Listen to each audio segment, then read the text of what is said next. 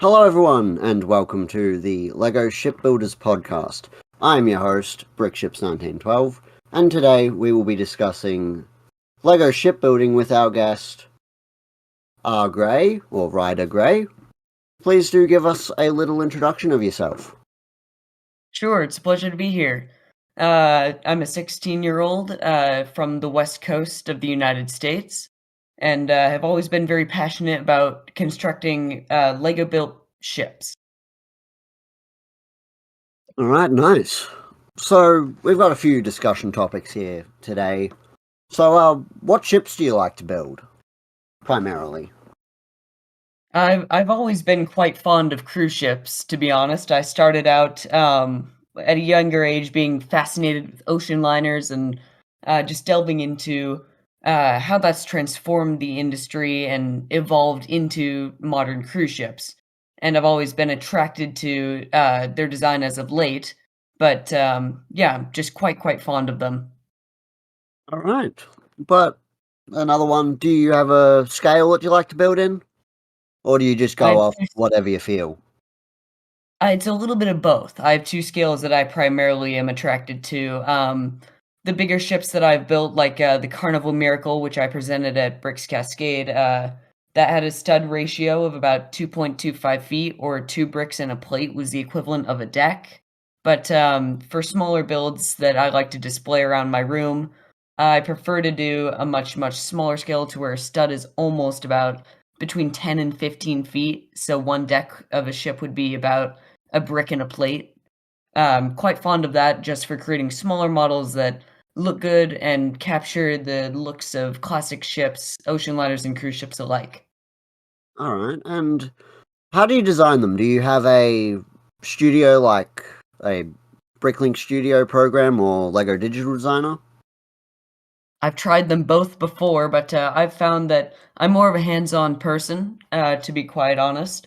I've been quite fond of just getting in there and trying to figure out what works, what doesn't, and I find that working more hands-on and just using trial and error, it suits my building standard a little bit better than some of the studios, as I know that they're a bit more tedious to navigate, but they definitely have their pros when parts aren't available. But I have been considering for future models to be presented in future years using Bricklink and kind of delving into that just a little bit more. Alright.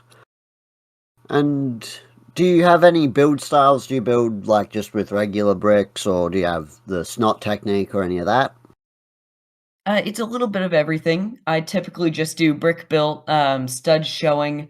Tiling was a big thing that I was, and still am, considering for future models and past models.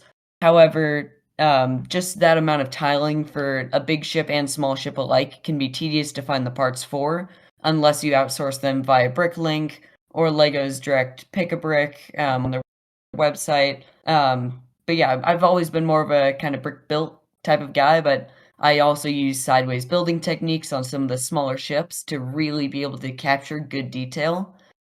Clip arms are great use for things like gantry davits, lifeboat davits. Same with the levers, lever Yeah, arms. they They are make for really good. I use yes, them a lot. make for some great detail. And then some of those hose parts make for really good promenade deck supports on classic ocean liners. So there are just a few parts that I substitute, and just again, it's all trial and error, really. Yeah, I use the Lego tap pieces for my lifeboat davits on my main scale ships. Yes, they're quite good. They are. And how do you come across the bricks to build these ships?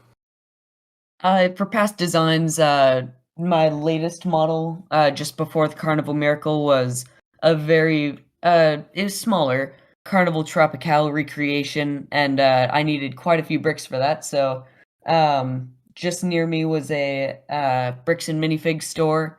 They had a lot of used parts, and so I thought that that would be something good. It's cheaper bricks in mass quantity, and so for that scale, that ship was about 5'9" or something of that nature. So I really tried to get them in bulk, and that was good for the time. Although for my next build that I'm looking at. I've been thinking of outsourcing Bricklink or something like Legos Pick-a-Brick, as previously mentioned, just because those parts are not used. They're quite a bit nicer.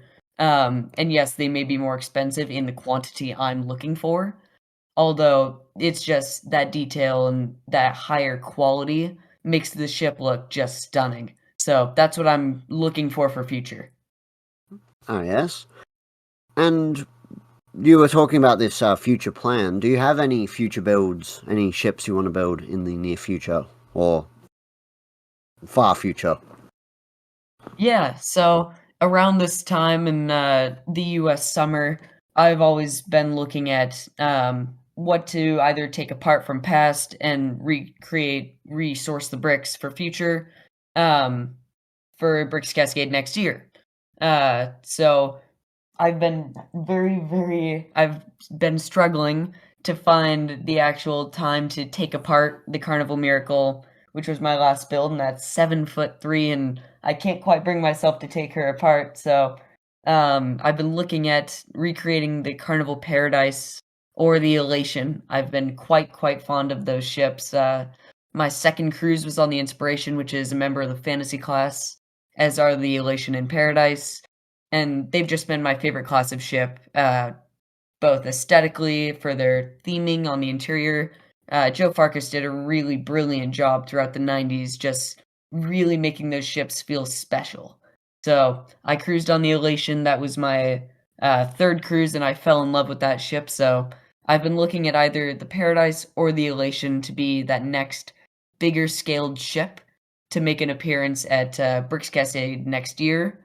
However, I've also been looking at Holland America's Volendam, it being one of the last class of ships, along with the Veendam of that class in the late 90s, to still be around for Holland America. Lots of her sisters have been outsourced to Fred Olsen Cruises and other secondhand market companies. So for them to still be with Holland America here on the West Coast, that's quite special. So I've been looking at either the Elation or the Volendam. Very cool.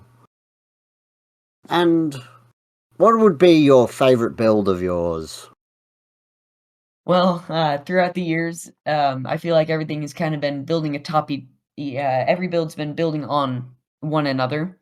And so I feel like using all the techniques and my love for ships as it's evolved from ocean liners to cruise ships, being able to recreate the Carnival Miracle was really quite special. I watched that ship come into dry dock here in Portland, and just to see that revolution and re-engineering of the ship just during that month-long span was really quite special. And so to see that ship still sailing and to hear that Carnival Cruise Line might be enveloping a similar plan to what they did to the Fantasy class with revitalizing spaces, adding decks, the ship could change. And so I wanted to capture her as she is currently. She's quite aesthetically pleasing, still has good theming. So I'm glad I was able to capture her in her current state before any changes are made. I feel as though she's a quite special ship in that fact she'll revolutionize the industry, even though she's an early 2000s ship. She has plenty of life left in her, and I'm quite proud of her, and I feel that quite a few others are as well, and I'm happy others are able to also share that special feeling I feel for that ship. It's quite good. Very cool. Now, you don't have any online presences where you've shown your build, so for all watching or listening, just head into the description and I will put the Beyond the Brick video of his Carnival Miracle. It's a very wonderful build in the description down below. And I want to thank you, Ryder Gray, for joining me in the very first episode of the LEGO Shipbuilders podcast. Thank you for having me. It's been a pleasure. And to those listening, I will see you all in the next episode. Goodbye, all.